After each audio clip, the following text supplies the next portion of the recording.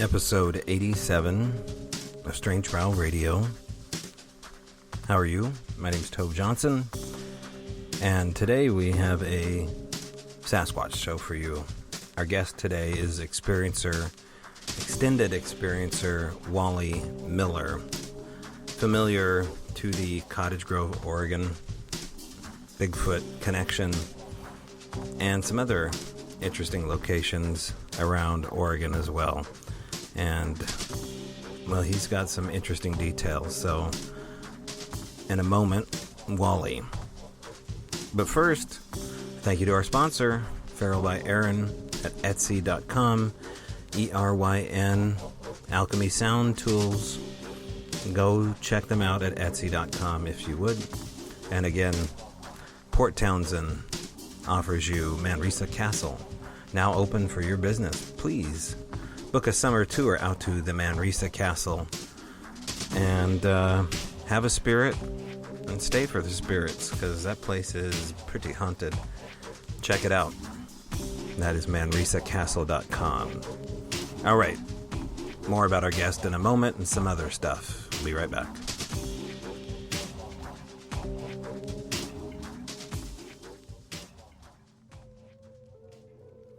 All right, we are back, and it's a good thing because I've been gone all day at the flippin' sporting goods store. There's one with the letter C that you know very well, ends with an A, that was super busy, and I was in line for a good hour and a half before they even opened the doors, at which time the line started to stretch around the sporting goods store. People cutting in line in front of me. I was the first one in line until this 55, 60-year-old dude starts to weasel his way in front of the line. COVID style. Maybe he thought the mask would help him out, but boy, he got an earful, and then drama did ensue. Turns out you can't use the F-bomb when you're buying a rifle and someone's cutting in line. So I learned that quickly. Anyway, if you're thinking of your Second Amendment, think about maybe now would be a good time to invest in some home self-defense. Just a little bit of a public service announcement. Maybe things would get interesting come November. You never know. 2020 has been pretty interesting, so I guess surprise yourself by looking into something like that for some of you people. And others continue to fill up your gun safe. All right, in other news, I just got back from the town of Amboy, Washington. I was there a couple days ago, actually, and only spent maybe 4 hours in Amboy, Washington, looking into what is known as Mount Tumtum, or Tum Tum Mountain. Now, in the archives, you can go back and listen to episode 58 with Sean Mooney, who has done incredible research on Tum Tum Mountain. The episode is called Pacific Northwest Pyramids, or PNW Pyramids, for a reason, because as far as Sean's concerned, and from what I've seen, the evidence I've seen, and taking a look at Tum Tum Mountain, there needs to be an archaeological dig of some kind to understand what is underneath the substrate of this equally sectioned off four-cornered pyramid in the middle of Amboy, Washington, in basically a farmer's field. Now, the mountain was for sale back in 2011 for $699,000, and the possibilities are endless. I don't know if that offer still stands. Nothing will grow on the mountain, as far as I know, except some trees and alder trees and some Doug firs, but they seem to have their own issues after a period of time, and that may very well be because of what's under the ground. Nothing but quartz blocks sectioned off. So interesting stuff going in Amboy, Washington. Interesting stuff going up in Cascadia, Oregon. I also went and did a quick documentary, I guess, for the Patreon members on something near Sweet Home, Oregon. And a petroglyph that I found that is dated back to 10,000 years old. These petroglyphs in near Sweet Home, Oregon date back at least to 10,000 years old. And there was one petroglyph in particular that I had seen before, I believe on Ancient Aliens of all things, on what is known as a megalithic box from Egypt called the Box of Serapeum. I believe that's how you pronounce it. And the hieroglyph on this box that I saw, and I did a screen grab of, matches a hieroglyph also in this Kalapuya native cave near Sweet Home, Oregon. And I thought I would do some collaboration. So it was kind of an Egyptian weekend checking out pyramids and potential hieroglyphs. The question is, were we the Egyptians at one time and made our way over that way? Because some of the stuff is incredibly old and much older than 10,000 years old. And we get into the long heads or the elongated skulls that are being found up near the Lummi tribe in Washington, and all the potential, it turns into an interesting conversation about hidden archaeology. So I did all that with my son in hand, who I had up here for 5 days in the Pacific Northwest. We took him out to Manresa Castle, had an amazing dinner, stayed at Fort Worden. If you don't know anything about Fort Worden, check that out. It is a really cool fort dating back to World War II, and hidden catacombs everywhere.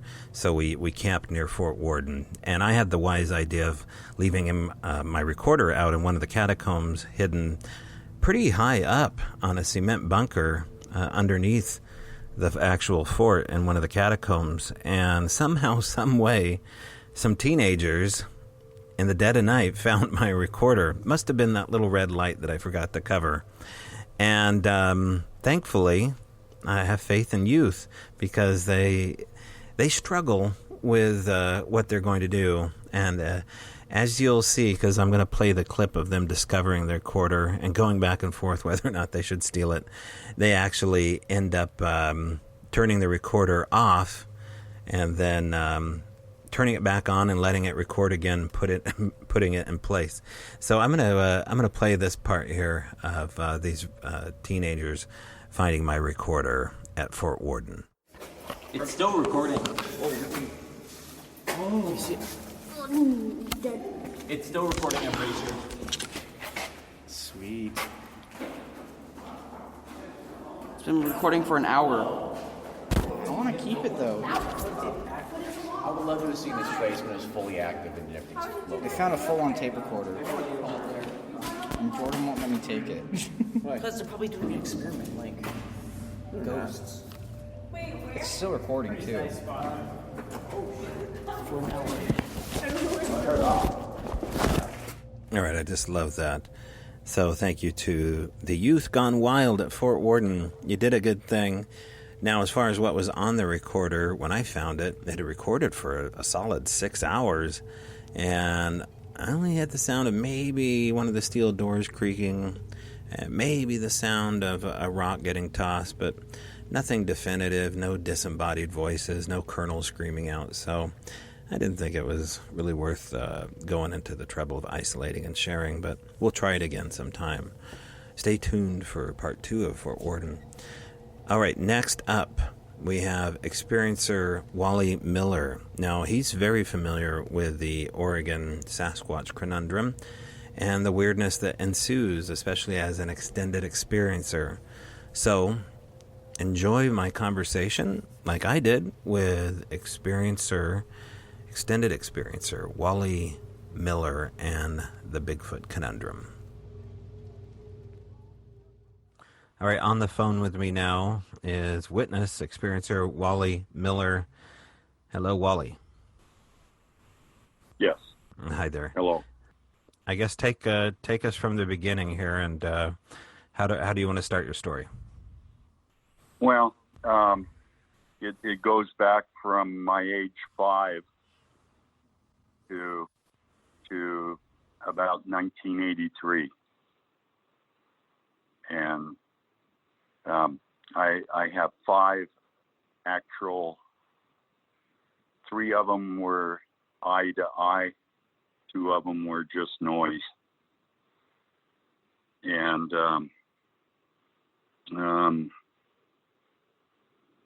like I said, it was just, seconds, but incredible seconds. So I think I will, like you said, the London Springs, trackway stuff. Okay, so your familiarity with the London Trackway Yes. is something that you've known about for a while, or when did you learn about that? Yeah. That is where one of my sightings on the power lines, if you're familiar with that area, Right. the London Springs store used to be at the bottom of Shoestring Road there. You could go left to Big River or go up the hill. Right. I don't know if the store's there now. No, it's not. I had friends that lived there, and I frequent that area. My stepfather has property just up and over the hill in Scotts Valley. Gotcha. I don't know if you, yeah. And, but I'd like to go back to when I was 5. We lived out Mosby Creek, and Okay. that's on Lane Road. Right. These are all hot spots that you're mentioning, so I know them well. Okay, that's good. You're familiar with Cottage Grove and surrounding areas, so okay. Yeah, when I was 5, it was stormy. I don't know, it could have been midnight. I was sleeping on one of the top bunks. I have 3 other brothers, and some reason I woke up and looked like I'm on a bunk bed, and I looked through the curtain at the top of the curtain and look outside. There is this thing, I don't know, as a 5-year-old, it was pretty tall, and it had longer hair, and it looked like, the Kabuto mask. It looked scary as hell. And we've, my father, back in that era, 1960, would see something bipedal up on this bald mountain where they used to motocross up this thing. And that was my first. And as a kid, they shunned me off, Father said, yeah, could have been the neighbor, but it's pretty, remote out there. That's where I grew up, Mosby Creek, pretty much.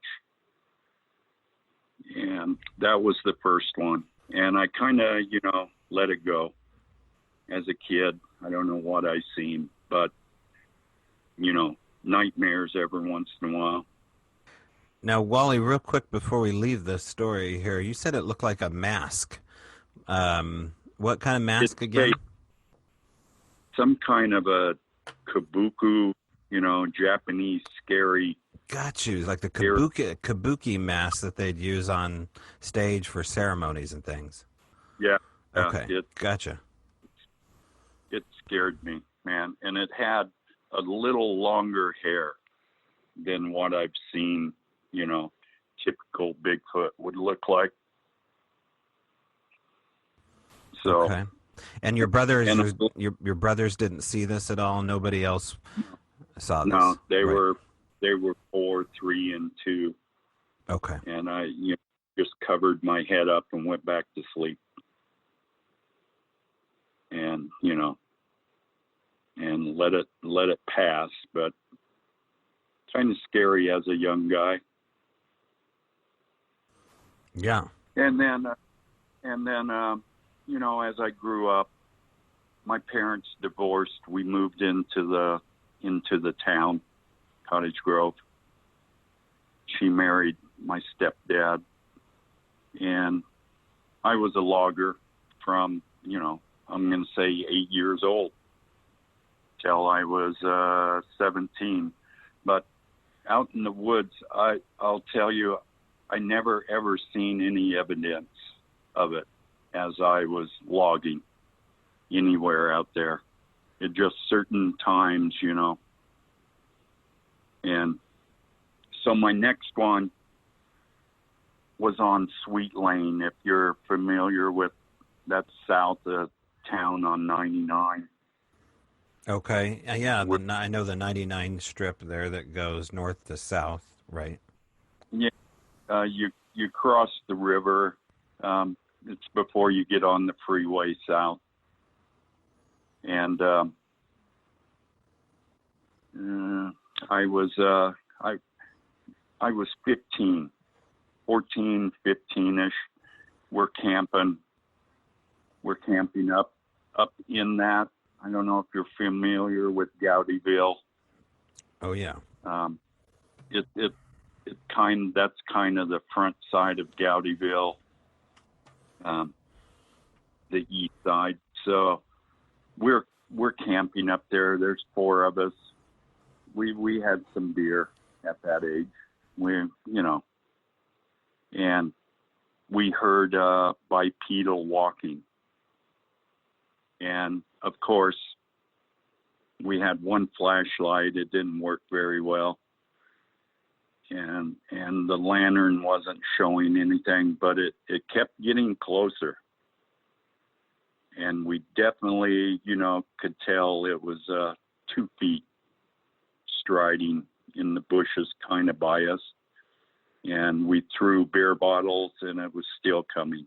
Well, I was the first one to run.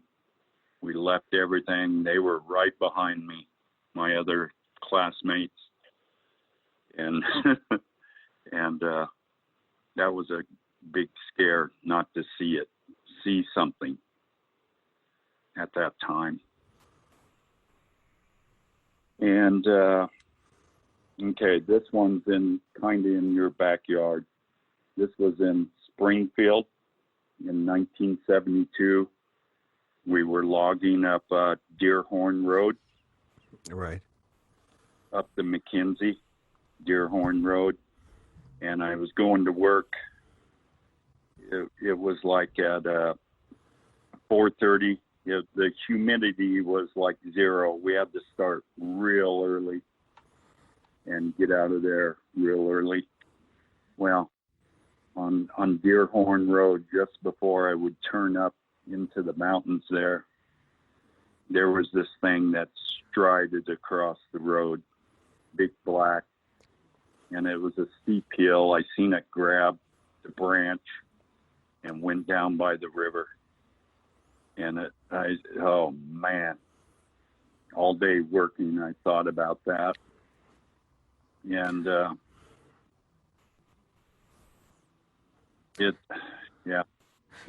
they always tell you that it was a bear, something like that. And its stride was humongous.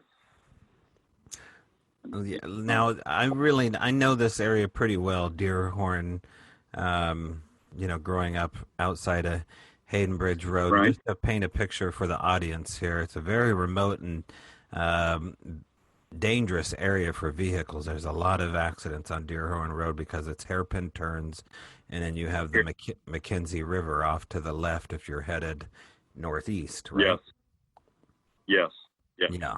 Exactly. And then you have rugged timber off to your right that goes into Bigfoot territory. Yes. And there's a lot of elk, there's cougars, there's loggers, and there's Bigfoot. And there's not much else on that ridge unless you've been there 100 years and have a bunch of acreage. We worked in amongst probably 6 cougar. Mm. They would cry, scream all the time. So it's weird that a Bigfoot, if this would be in that area with other, carnivores or, it was really strange that this thing would be there, but it was something big and black. That was the first time that I seen long arms, big hands, and a cone-shaped head. Now, it sounds like you saw the whole thing. Yeah, because it took like 4 strides, and it was over the down by the water. And when you say the water, you mean it was walking down in the McKenzie River? Yes, it went over the bank. Okay. The bank was probably 10 feet, almost down. It was weird. And it, the river there kind of had 3 or 4 veins, weeding through. Okay. Weeding through there. And up in that area, like I said, we just worked with cougars. They, you would hear them, you would see them up on the ridge, but they never got real close to us. I don't know, we worked that for probably 6 months. And yeah. But I never did. Sorry to interrupt here. Go ahead. Never did see any evidence, footprints, breaks, nothing like that. I've never actually seen a footprint or tree structures or, as a logger. Okay, so you're headed into work when you see one. After you have your initial sighting, how long did your sighting last? It was 4 strides, 3 strides across the road, and low beam. It didn't show. I seen see and stay on the road, and just before I would turn up the logging road. Was there a gate there for you to unlock? Was it open? No. Okay. It was open. Right. I didn't stop. I didn't want to get out of the car, out of my truck. Right. I don't blame you. So you get up the road and you're shaken up. Do you tell anybody about what just happened? No. Because his stepdad, he's a no bull type guy, and I've actually to this day have never asked him if he's ever experienced anything. He never did ever tell me anything at all, and my father either. My father, my grandparents, all logged up Mosby Creek, all the way up to the gate, up in there. Yeah, and knowing what we both know about that area, it's hard to believe they didn't have something happen. Would you agree with that? Yes. Yeah. And it was strange where it was, up with cougars. I don't know if they can live together. I don't know. It's kind of strange. Yeah. Food for that many predators is kind of strange. So, Wally, previous to this sighting here, when you're going up Deerhorn, you've had 2 other brief encounters as early as 5 years old. This third one, though, you get a full daylight. Was it twilight or morning? Was it still dark out? But yes, it was 4:30 in the morning. Okay. Because we could only work about 10:30. Right, because it got so hot. Yeah. Right. Yeah, that's what people need to know. When you're logging, you are getting up at real early hours because it gets hot by 11 o'clock, and there's fire dangers and all sorts of stuff that you guys got to be careful of. So, yeah. This was like August 1972, and I remember back in those days, it was hot as heck, 30 days in a row. Right. And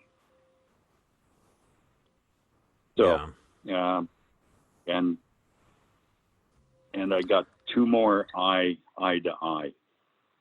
The next one is the best one I ever really had. And if you're familiar with Oak Ridge at all, Oh yeah, up the North Fork, Willamette. right. The Middle Fork to the North Fork and Oak Ridge.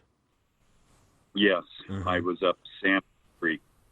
And it was kind of headed up to Odell Lake area, up Salmon Creek. And this was, I was contracted to plant trees. I was 17 years old. This was about 1975. I'm off work. I'm way up there. I don't. I'm probably 15 miles up Salmon Creek, and we planted up there for a month. I never seen anything, nothing up in the brush or anything while we're out there. Not even cougar or bear. And on the last day of our contract ending, I was headed back down, and there was a pullover on the river there, and I stopped. I think I probably took a hit of pot, I think. I'm not real sure, remember. And when I got out of my car, I'm looking across. It's probably 30 yards across. There's some old growth timber, 6 foot at the butt timber. And staring right at me is this big black. He's peeking out from behind the tree there. And I could tell it was probably, I don't know, I want to say 4 foot at the chest, I would imagine. And I could see his hand below his knee. His arms were long. His eyes, they're not real big. They were black and probably smallish in comparison, And we stared at each other probably 10 seconds. It was awesome as hell. I was shaking. I didn't want to take my eyes off of him. And all of a sudden, no, he was gone. And at that moment, there was a stater behind me, and I had smoked a cigarette, and he wrote me a ticket. So I know it very well that day. He wrote me a ticket for littering. He told me to pick up my cigarette butt, and he would write me a ticket. And I wanted to tell him, but no, I kept quiet. And this thing, it, like, all these look like 8-footers to me. They were tall, they were wide, they had long arms. And the thing it was doing was peeking out. You know what I mean? The head was side to side. Okay. I almost thought it was grinning at me, and it was steep over there. So and the water was 20 feet deep, 20 yards across. So I wasn't really scared that it would come and get me, but yeah. After I got my ticket, I drove off, and I told a few of my classmates when I got back home in Cottage Grove, they thought I was crazy. You didn't see nothing. And when the cop addresses you on the side of the road there, this is how soon after your sighting? almost when it disappeared, there's about when I physically seen him for about 10 seconds, then I turned my head. That's what screwed me up as it was gone, because he Gotcha. was behind. So the cop almost, broke up this potential long encounter that could have happened. Yeah, Yeah. exactly. So were you relieved or were you irritated to see the cop? Or... Well, yeah, I was mad because he said, yeah, as you're picking up the butt, I'm gonna write you a ticket. Being in 16, you're mad at the world, at the police. Right. Yeah. But my body was just, I don't know. It was like a coma. I was buzzing. My heart was pounding, and like, did I just see this? And it's 30 yards away. I definitely seen this conical, short black hair, round face thing. It totally looked different than what I seen before. And okay, and then now I'm not. Now I have sons. I got newborns, and this is when I stopped working in the woods. I moved into meal work. Up, you probably know where Cope Creek is. Right. Up distant. That's where I worked at Bohemia Mill up there, and I was done with the woods. Even hunting, I've been scared hunting, with my boys or by myself. What am I going to see? So now we're going to skip. That was when I was 17 or 16, 17-ish. And then my last sighting was a pretty good one too. This was on London Springs up Shoestring Road. If you're familiar, I don't know where the couple that you stayed out there, where their place is, right? Adams or right? Not far. It's not far from Shoestring. Okay. This is up Shoestring, though. If you're familiar with, there's a mercury mine up, and the power lines kind of come from the backside of Scotts Valley. That's where my stepdad lives. And I was up there. This was 1983.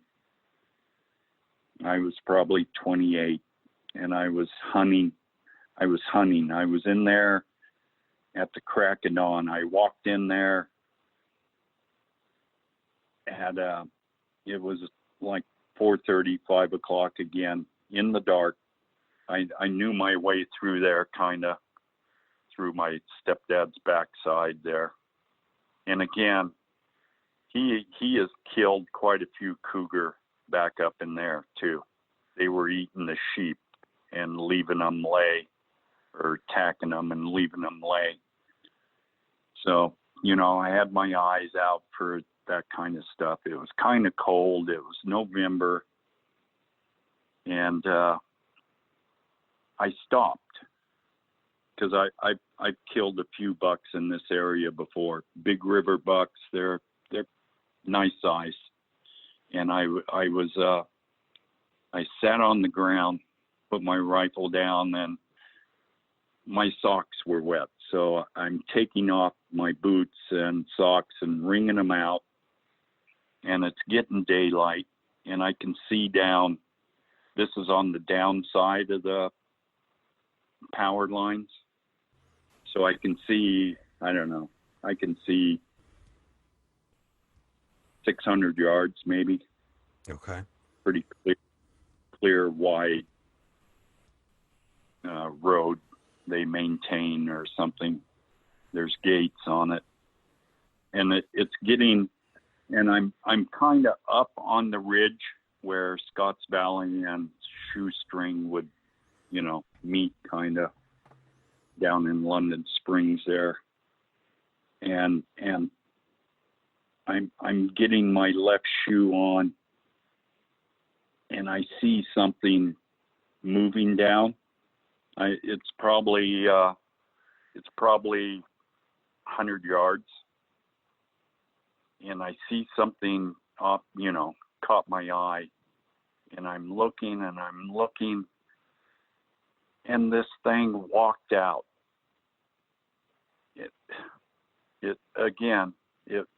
It looked pretty big. It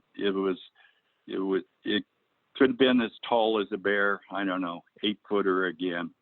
And this thing, I see it striding, and I don't think to get my scope, look through my scope, but I did stand back up, and it caught an eye of me, I guess. I don't know. At the start, I don't think it's seen me. And it walked pretty fast again. It started moving pretty fast when it seen me. And again, this was another short-haired, conical head, real black. And it was kind of foggy, so I can't really, blurry looking, but I know exactly what it is. And it kept going. This sighting probably lasted 15, 20 seconds till it got to the other side of the clearing of the road, maintenance road. Okay. Into brush again. And that made me don't want to hunt. So I walked back out, walking backwards, heart pounding. And why me? Why have I had all these sightings, Yeah. And none of my friends have ever told me they've actually seen anything other than my friends that, we experienced the bipedal walking. And then I've been up here for 34 years, up Seattle, and until I got YouTube, I found you and Carrie Arnold and Jason.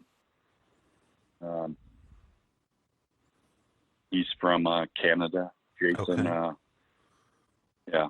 I've maybe met them online before, but so they introduced you to the show. Yes, and Carrie Arnold took my story. Jason took my story.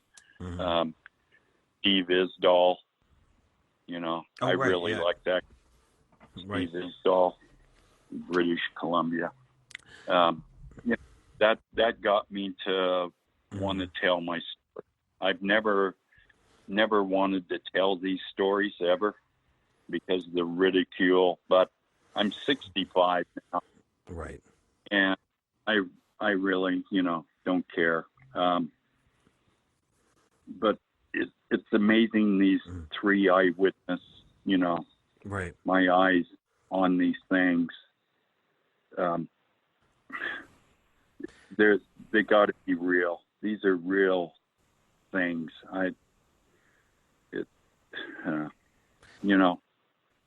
It sticks with you. I haven't seen what you've seen, but you have a really interesting case, Wally, because you're a multi-witness. You're an extended experiencer of seeing these things. And what do you think that is? What do you think? You've had time to think about this since you're 5 years old. Have you found any links to why you? No. other than Cottage Grove, hot spot. I'm sure there's people that haven't said anything, I'd like to ask my stepdad and my dad, since I'm 65 now, Right. I can take some ridicule,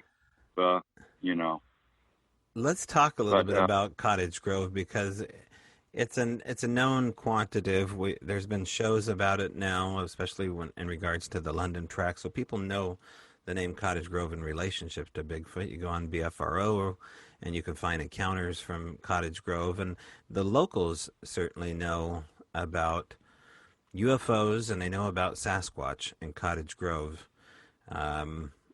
Did you ever hear any scuttlebutt at all from any of the Bohemia miners regarding Sasquatch encounters? People involved with the gold mining operation? No. I'm really interested in the gold area up there, the Bohemia mines. I've traveled up there. I panned myself up there in Sharps Creek and Bryce Creek. Right. But like I said, I've never ever witnessed any, footprints, tree breaks, other than those 5. Why me? Instances other than real early and you were saying that the Cottage Grovers call it something. I've never ever heard. Okay, so yeah, one of the names that I've heard they have as a code for when they're in town, let's say at the Bohemian Tavern, for example, that's Right. still there. Right. Is that after their shift's over and they head into the bar, they'll call it a salamander. Like they saw a salamander, or they had a salamander come into the gold mine. Now maybe this is an old name, circa before the 1950s. I don't know if they still do that or not. Maybe it was just the hodads, which is another term that only Grovers really know what a hodad is. But you tell people what a hodad is? Isn't it a fire tool? Well, it might be. I think the other name that they used for it is these were the marijuana growers that kept the they own the part of the Bohemia mining district before the government took it over in the BLM, and so the hodads were just tree planters that stayed up there in the 60s, and then they started growing weed, I think. Yeah, that was what my tool. Yeah. My tree planting tool. We used it for fire digging, fire trails. Okay, so maybe that's where it came from. Yes, it could have. Like a spade or. Okay, a hodad. Yeah. I love that name. Yep. I mean, I get excited talking about this area and to have you have encounters there means the world to me that you talk to me, because it's a place I go still once a month and still have interactions happen there, only I haven't ever had what you've had happen. So at this point, it doesn't feel like luck coming your way. It kind of feels like you've been chosen. Is that hard for you to hear? Yeah, because why would they chose me? Right. Most of the time, if I was in the woods, I had a gun, or when I was logging, no, we didn't have, maybe a truck, but never packing. And why would they choose me? Why did I have so many of these? Up to this day, I still don't know why I have had more than someone else. But ever since I seen your show, the Owl Lab, the Yeah. Al Moon Lab. Yeah. And you're talking about, is his name Daryl? Yeah. Daryl and his wife. Yeah. Right. I'm really interested in, your experiences, Mm-hmm. or not seeing them though, but hearing them or recording them. Mm-hmm. The blackberry juice thing Right. kind of proves how tall they are. you know, Yeah. and the gifts that they, I've never gifted or anything like that, but more scared of them, Mm-hmm. In the later years. That's why I moved into the woods or into the meal. It's Get never out of too the late woods. to start, Wally. If you have the mind to go back in there and start up again, I always suggest people do this. Well, not everybody, but you sound like a guy that may be willing to entertain this idea. Is that, I mean, I'm sensing over the phone that this is something that has profoundly changed your worldview, having these 5 experiences, and it's probably something you think about every day. Yeah, I'm a redneck. I don't like to believe in, flying saucer, Bigfoot, Mm-hmm. magic. But Right. things have happened in Cottage Grove where I wish more people opened up. Mm-hmm. My father, his father, my great grandfather, I'm sure they've had to. Well, I'm not experienced something because the hunters, they were log truck drivers, Mm-hmm. but why just me? Even like on the Deer Home Road, Mm-hmm. the experience. But I've heard them being up the McKenzie, Mm-hmm. like that one raptor, the raptor seen it off to the side or whatever. I don't know. I don't know. You mean a Ford Raptor truck?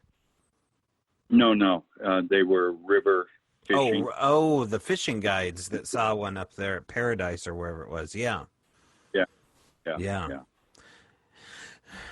Yeah, these are all good Oregon cases that I love revisiting. And yes, let's talk a little bit about before you were 5 years old. Did anything ever happen to you, Wally, that seemed like it would be associated with the supernatural, or did it ever anything like that happen to your family at all?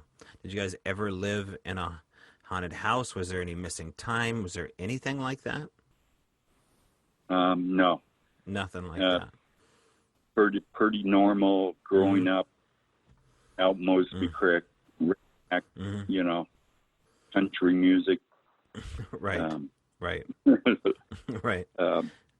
Don't believe in, or anything like that. No, Mm-hmm. I've never experienced any of the Mm-hmm. normal. Right. I don't know. Bigfoot is paranormal. Mm-hmm. I don't know. They disappear. They appear. I don't know. Yeah. They like popping out. They do. They do.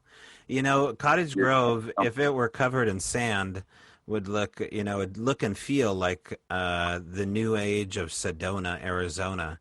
The only difference between the weirdness of Cottage Grove is the folks that live there and all the trees, but it has the same kind of magic that, Opal Whitney, I don't know if you ever followed her story, but she's the child prodigy that's painted downtown on the side of the wall there by the Coca-Cola mural.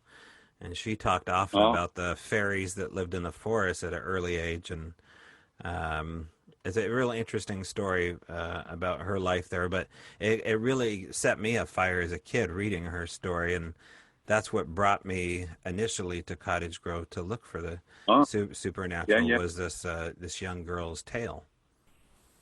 Oh, I'm going to have to check that out because I don't know, anyone in Grove other than myself and these two other guys that was with us. You know, we didn't see it, but sure did hear the racket. You know. Yeah.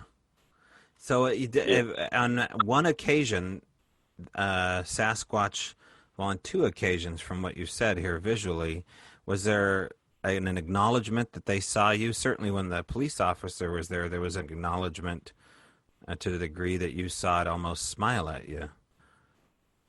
Yeah, that was, yeah.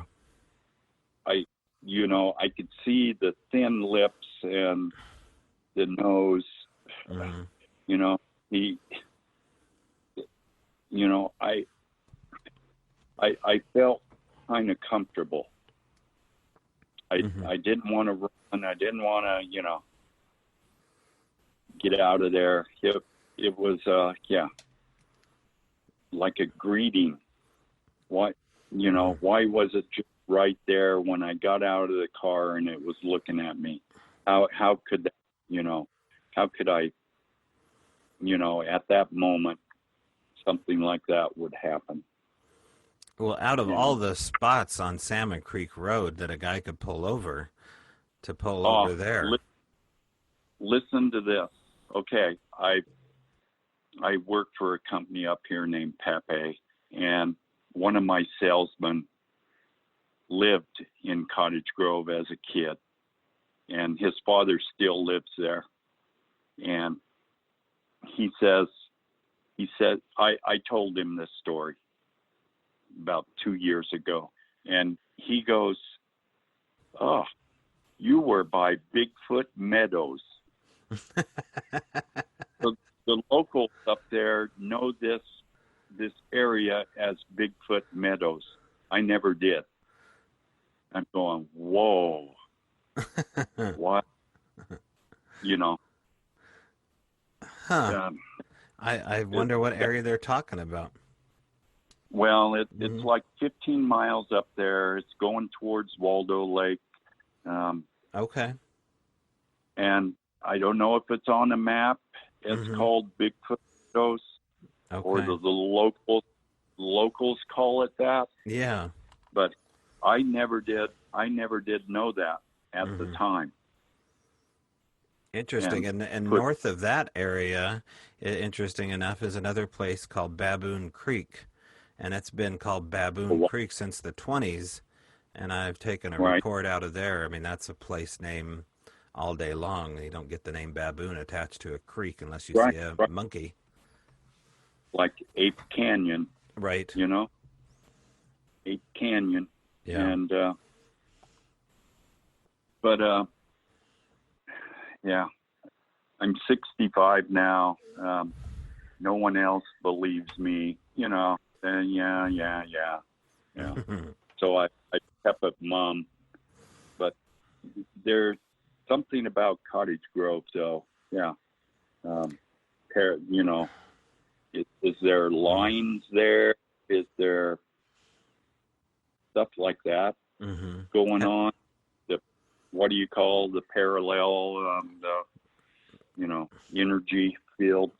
Oh, yeah. So, there's a possibility that the quartz veins coming down off the mountain. Yeah. That's the quartz. Yeah. What do you think's going on with Bigfoot as far as not so much why you, but you've had a chance now to see them 5 different times.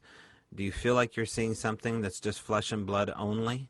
You have all the synchronicity attached to it, but yet you're seeing something that's not doing anything supernatural.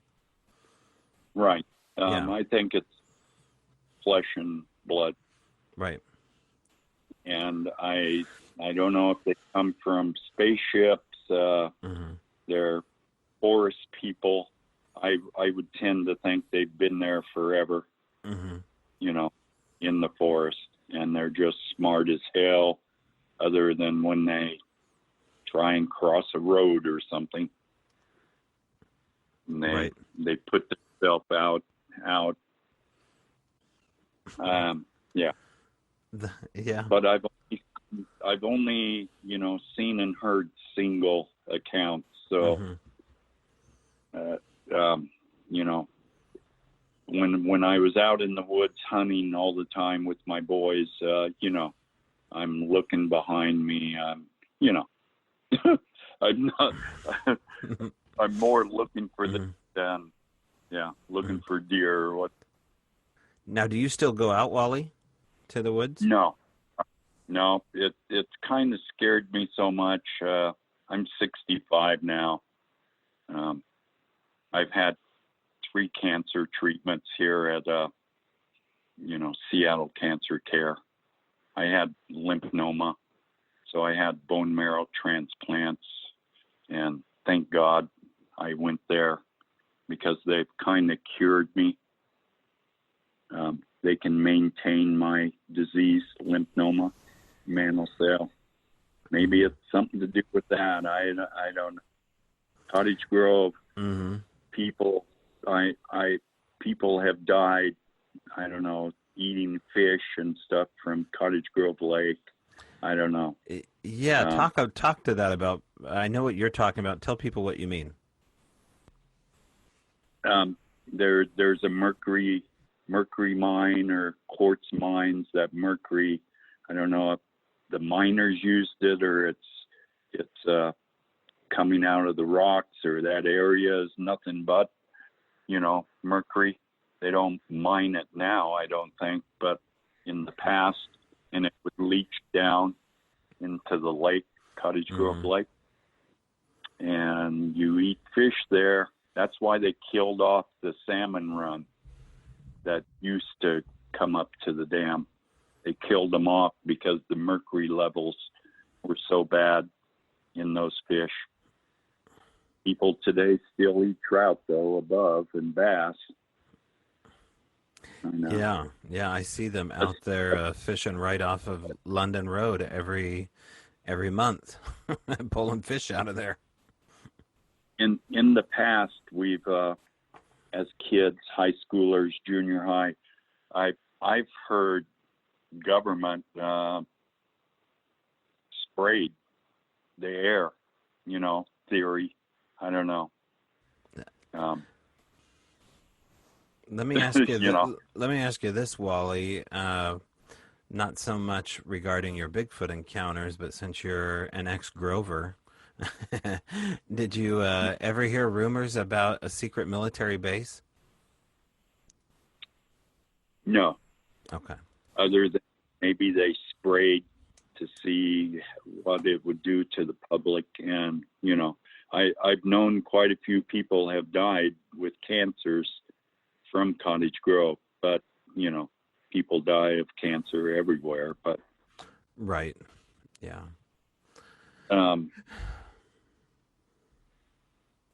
Yeah. Well, what's it like to relate these stories here? I mean, you and I have never met, but here you're taking a chance talking about it, and I appreciate you doing it. Does it help at all to talk about it? Yes, it's like a load lifted off my chest, kind of. Because, you say something like that at the bar, unless they have had an experience, Wally, you're crazy, That's why I never told my stepdad or dad, right. Unless they would have brought it up. Right. And I would have thought other people would have seen it and wanted to speak up, but no, they, the ridicule, I think, in the past, I don't know. Well, that's why we started the show. I mean, Strange Brow Radio was just a Bigfoot show at Ike's Pizza up the McKenzie in a bar, so people that wanted to talk about it could feel comfortable in a comfortable setting talking about stuff like you just spoken about. And now there's a whole network of Bigfoot shows out here talking about eyewitness reports, and I would just hope that encourage anybody to call and talk about this, because you're doing people like me and Wally a favor by, yapping your gums. Yeah, and I don't think we're any closer to revealing, Mm-hmm. I just feel they're the world's champion hide and seek. Right. Seeker. That's right. I don't know. They disappear here though. Mm-hmm. I've heard people talk about footprints and then disappear. Mm-hmm. I don't know. I never experienced any footprints. I would have loved to have, put two and two together, but they just wanted me to see them. Apparently, I don't know. What would you like to see done with this mystery, Wally? Do you want the mystery to be solved?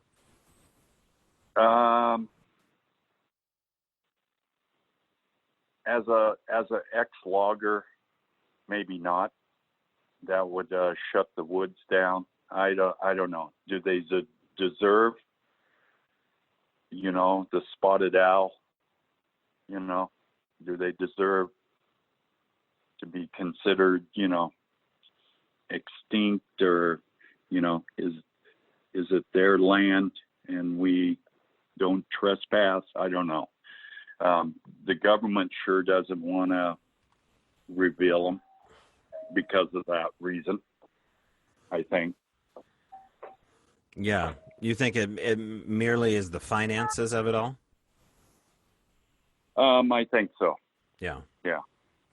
I don't think they want it to be proven, just by hair and blood samples we've sent in, and, and some reason they come back, unknown or bare,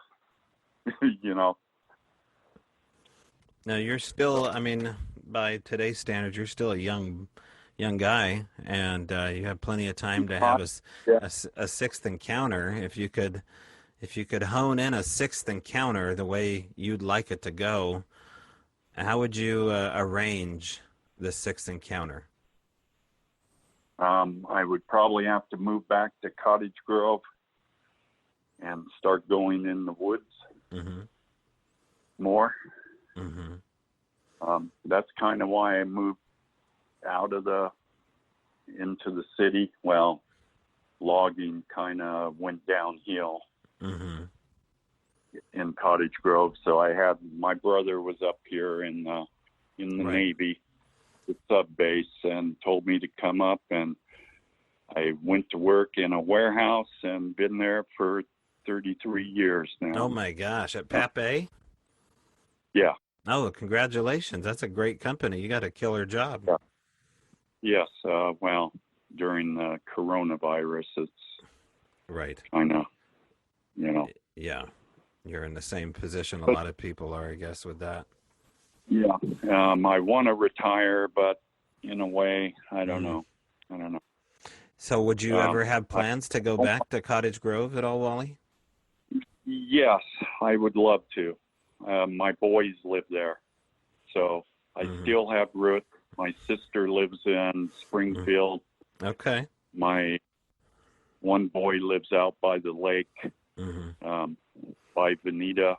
Okay. And one boy lives in the woods in Curtin, if you know where Curtin is. Yeah, these are all squatchy spots that you're mentioning where your kids are too. Yeah. So no matter where you go, but as an interesting detail, I'll just mention this again, that the property next to the Al Moon Lab, literally 50 feet away, and the only house on the road, it is for sale. And it is a once-in-a-lifetime achievement for someone to own this property, because I cannot see how this house wouldn't get as much action as the house next to it where I was at. And I know that it's haunted because I've seen pieces of cedar fence come flying off of it horizontally. So that part's covered. Haunted, but definitely got Bigfoot stuff all around you. So that is for sale. And Wally, I want to put your offer in tomorrow. You can keep show notes for us. Yeah. But also, as a kid growing up in out Mosby Creek, we've heard of haunted houses out there, out London, out Gowdyville. There's been, some ghost sightings. Not saying I don't think I ever had a UFO or a, ghost encounter. Just the big guys. Have you ever seen any strange lights at all, Wally? No. Nothing. Okay. No, just the big guy. Mm-hmm. And I just don't know why it's me. Mm-hmm. Why me all these few times? But for 30 some years, I have, not had any because I chose to not let them see me or me see them. I moved to the city. Right. I don't. So. But I love your show. I would probably have to buy into something to see your full the Strange Brow Brew show, but I would love to. YouTube, I only can see. I think I watched number 37 or 35, and I can't go any further back or forward. Is that just? On YouTube, they should all be up, and I think we're up to 82. So if you if you click on the videos portion of YouTube, and I've noticed this before, even with my account, for some reason it depends on which browser you use. So there's different browsers for different internet searches, and I notice some lock up and some don't. So they're all on there. None of them are behind a paywall. The only thing I put up on a paywall is stuff for the people that have a Patreon membership that want videos traditionally and stuff like that, or the book. So, yeah, it should be available. Let me know if you do have a problem after that, but try different paywall. But, the last thing that I seen from you, where you were casting the footprints. You were. I don't know if you. That must have been that must have been up behind the house. So still active. You and Daryl. Mm-hmm. Yeah. Yeah, things have slowed down as far as footprints are concerned, and I think that just might have to do with the substrate being a little bit dry up there. Right. And what was the London Springs Trackway ever hoaxed or? Right. Were those?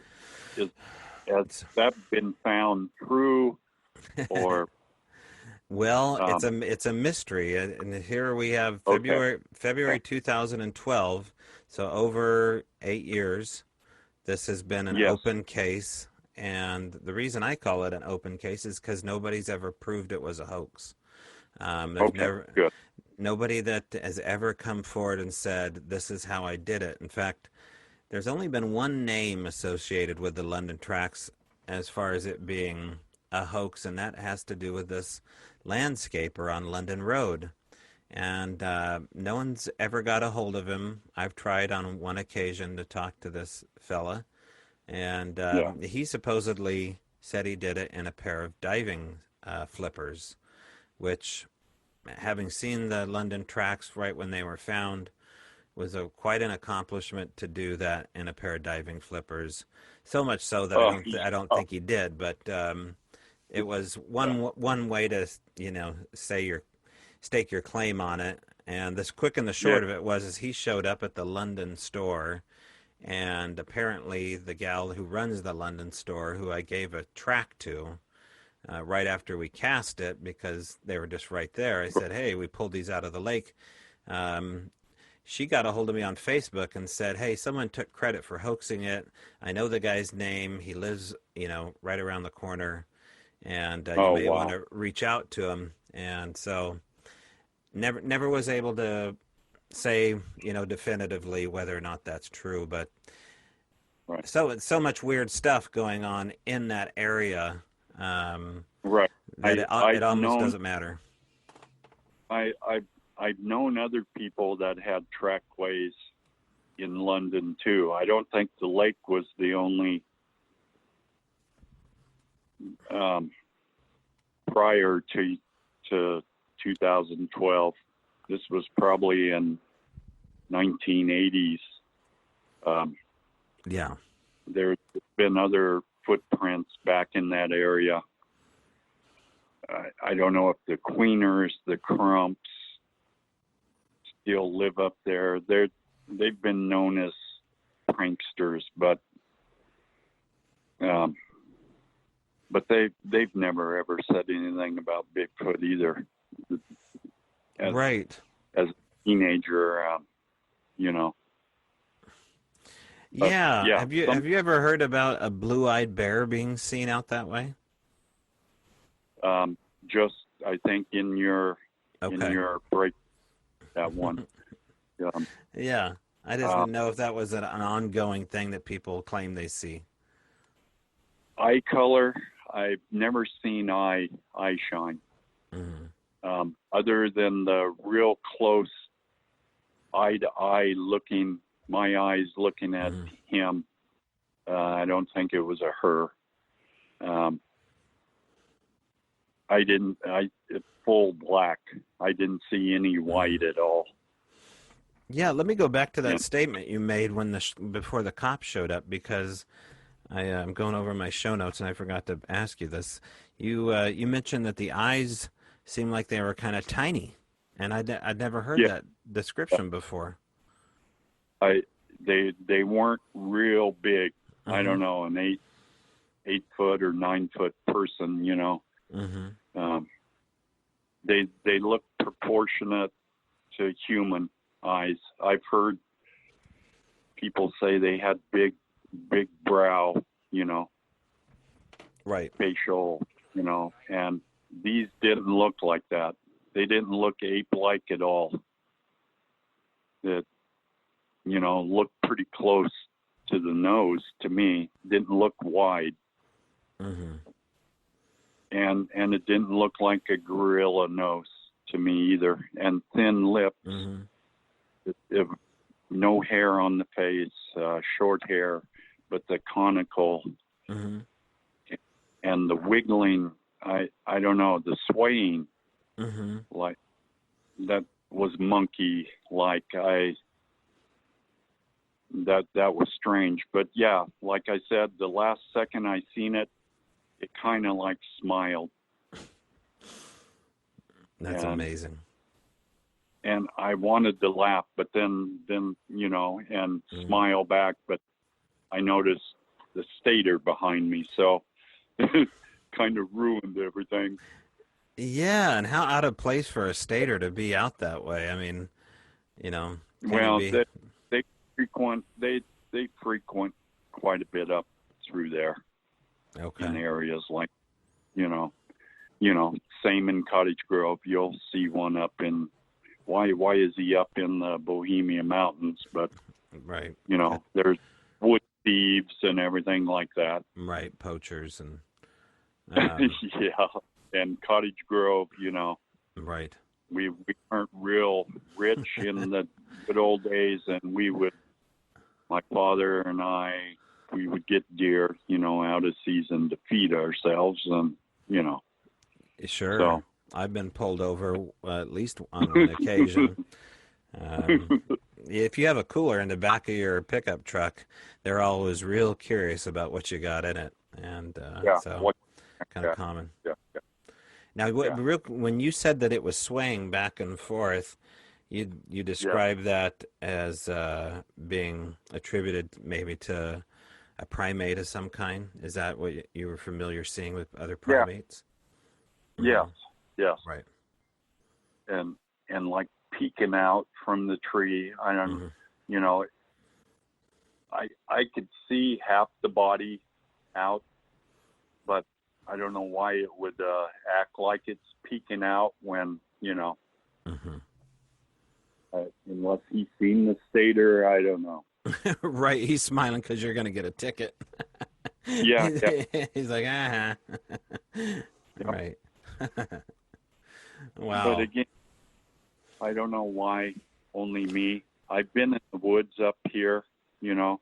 I've hunted probably 12 years of my 30 years up here in Wenatchee, up, you know, up in the mountains, Iniat,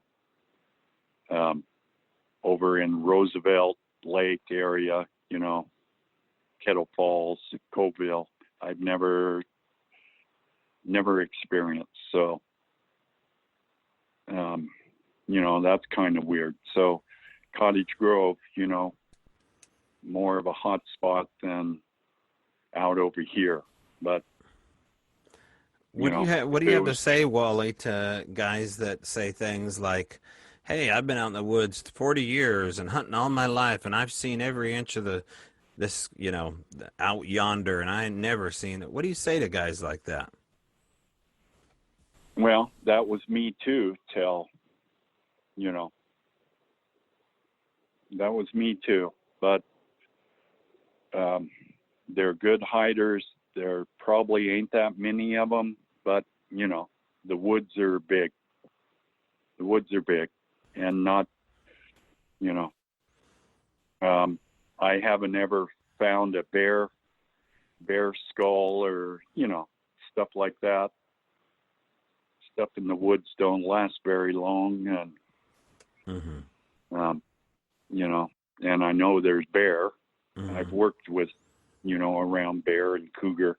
I've never seen a cougar carcass or, you know, always see the aftermath of deer, though. A lot of deer bones, and something's eating them. Yeah, you never see a lot of dead predators out in the woods. You see the prey, but you don't ever see a cougar or a bear. Yeah. Pretty rare, unless But, they're displayed somehow. People, you know, I got friends like that. I've hunted for 50 years and never seen anything, you know. Yeah. Well, you weren't lucky or unlucky. Well, I think you're damn lucky 5 times over, and you're the kind of guy that I need to go to Vegas with because your odds are a lot better than mine. What do you say to young bucks out there that are just getting into this, Wally, that want to have an experience? You got any advice for people that are aching for half of what you've seen? I think you got to be out there. I suspect you got to be where, you know, you got to be in the woods. You got to be out there. You're not going to see them, you know, where I'm sitting, you know, in the city. So, right. Well, I really appreciate you coming on, talking to me. My guest today has been Wally Miller. Incredible stories, incredible encounters, incredible experience, and you're just a wealth of knowledge. And I feel honored to have talked to you, Wally. Thanks again. Yeah, you too, and I hope you get more or a chance to visual, you know, other than see footprints or noises after you know. Yeah, maybe we should set up some time in Cottage Grove so I can, you know, rub your shoulder for good luck. Yes. I'd like to show you the actual spot on Shoestring Road there where I you know, where I seen it. Yeah, let's talk off the line and see if you're ever in town when I'm in town, and maybe you and Daryl should have a conversation too, because the road you're mentioning is also where Daryl had his sighting. A lot of people don't know that, so it'd be good for you guys to meet. Is he a Grover or? He is now. He's a California transplant, but he's a Grover now. Yes, like you know, that would have been. I would have liked some Patty in Bluff Creek.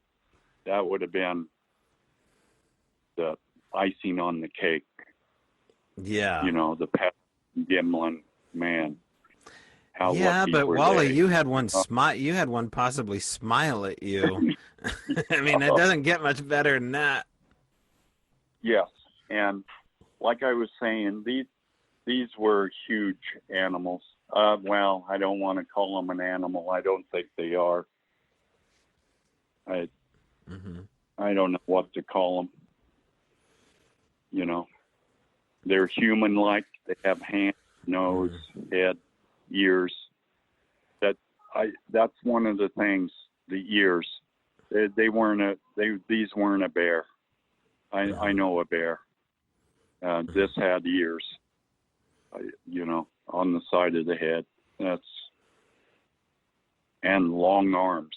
I couldn't believe the Popeye girth of the lower part of the arm. Wow. Were just huge. Yeah. That's a good way to describe it. Popeye-like musculature. Yeah. Some people say they see skinny ones, but these had some girth. These were big boys. Right. What I could tell. I'm not a researcher, just a eyewitness. So, and thank you, Tobe, for it's like, off my shoulders now.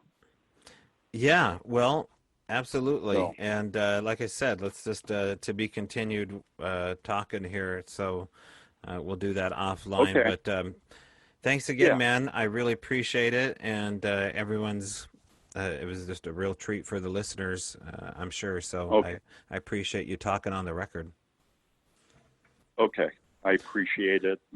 I was nervous,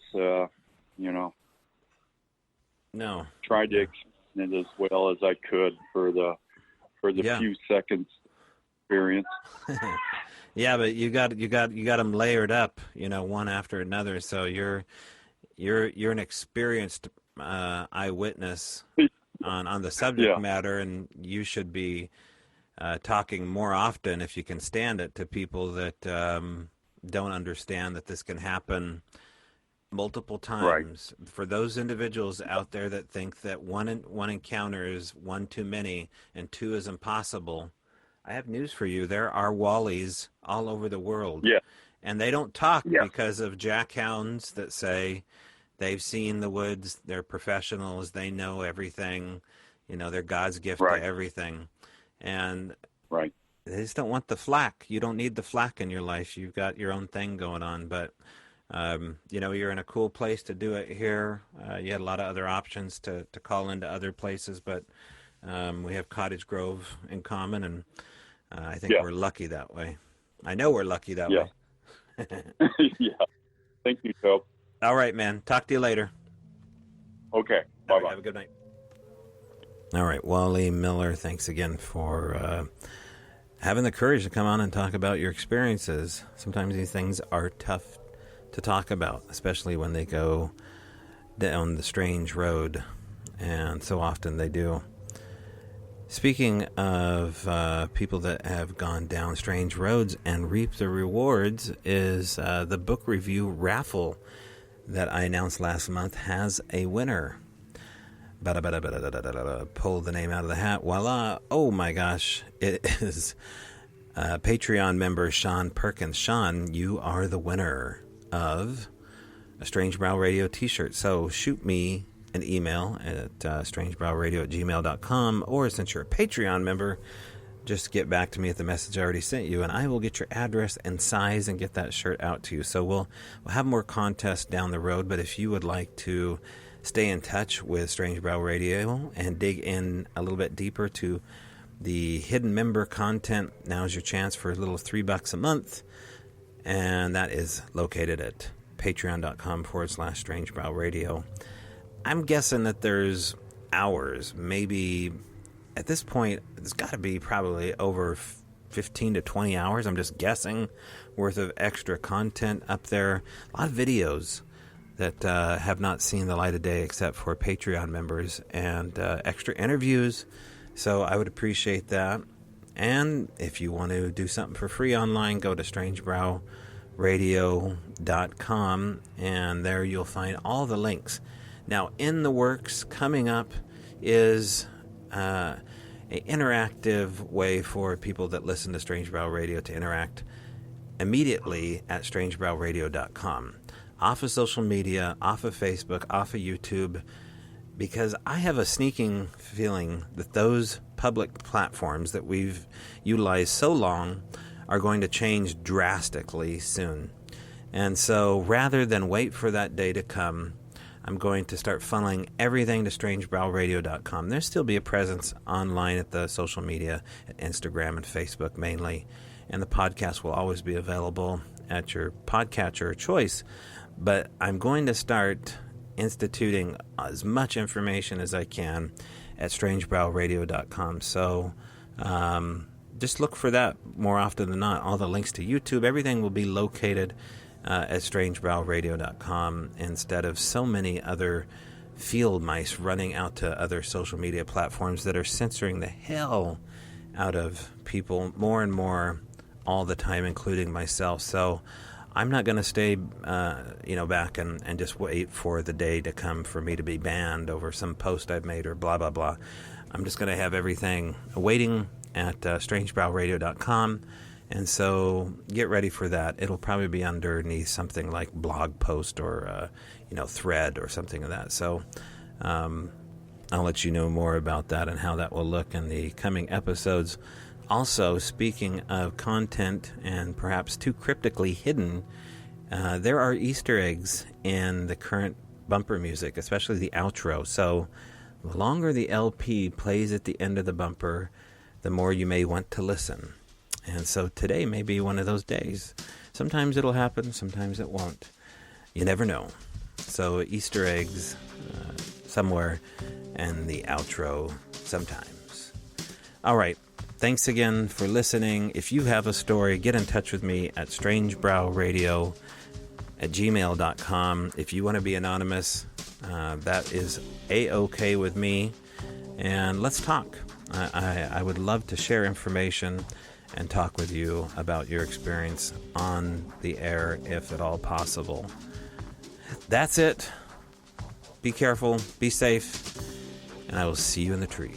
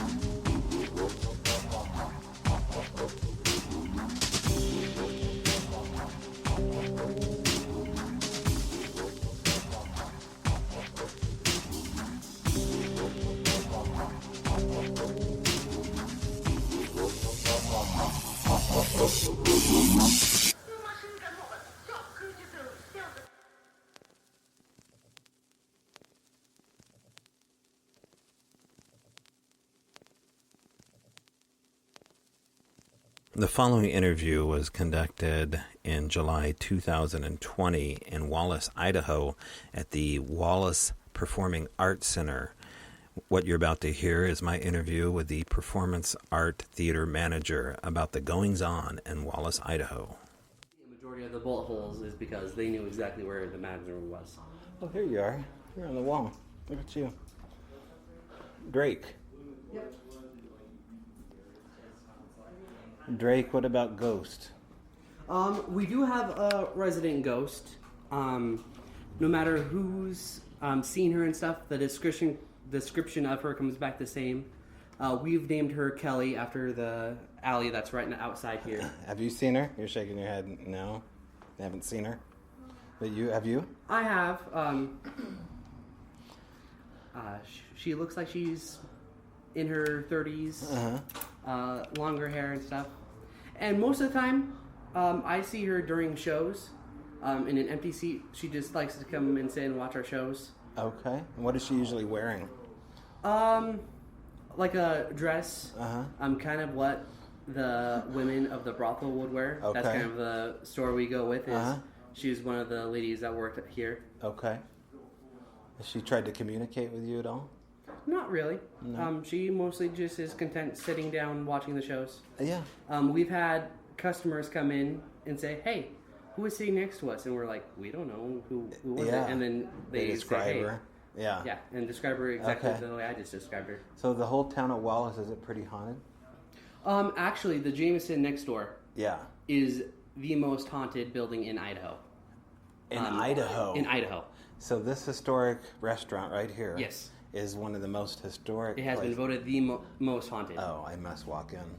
Well, is it closed? Well, we saw people in there eating. Is it open? It looks I like believe yeah. it's open. I'm not sure. It wasn't many people there, but I didn't see a open sign. Maybe it I don't A know, lot of the bars and stuff have been closed because they're trying to kind of boycott the Blues Fest that was supposed to go on this weekend. oh, And a lot of the smaller bands still showed up anyways. Oh, So gotcha. to keep people spread out and okay. Okay.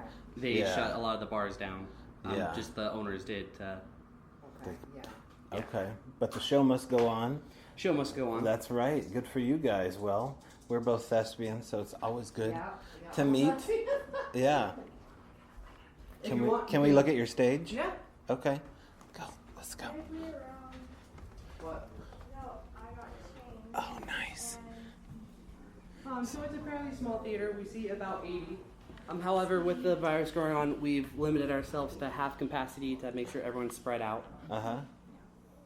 Yeah, so we're standing. I do a podcast, so I hope you don't mind I'm recording. Oh no, that's fine. We're inside a really nice vintage theater here, standing about row 6 or 7 in the back, looking at the stage, which is comprised of like a living room setting. It's got the original. There's crown molding above us filled with look like slug rounds that went in there, 22 and probably bigger went in there, but definitely smaller ones. But this is an old brothel. And then after was a brothel, it became a paint store and a hardware store before we remodeled it into a theater. I love the orchestra When did pit. it become a theater? It was Oh, was it Claire? Yeah. 1983 is when it was established. Yeah. Well, theaters in general are notoriously haunted, but brothels even more so. So the guy down at the Gem and Rock store who shined my watch for me for free said that this was the red light district. Is this part of the red light district as well? I believe the other side where like the red light garage and stuff is. Oh, that's how it got its name, maybe. Red Light Garage. we're staying. We're at the Starlight. Okay. Yeah, so it's right across the street. Or Stardust? Stardust, yeah. Okay, well, we'll let you get back to being a thespian. Thank you for letting me. Yeah, thank you for giving us a quick tour. If you're interested, after I have my cast leave and stuff, if you wanted to look upstairs, we could do that too if you wanted, if that's something you're interested. Oh, we would. Yeah, when do we come back? Well, actually, if you wanted to do it now, we could probably do it now. I would love to. Okay. Can we do that? Yeah. Okay, of let's go. course. So we're getting a private tour upstairs by Drake. You're the director of the show? Yes, I'm also a board member here at the theater as well. I'm the youngest board member. Oh yeah. Oh, I just felt something a little bit funny on the right-hand side of me coming up the stairs here. Did you? Yeah, like something flicked my ear.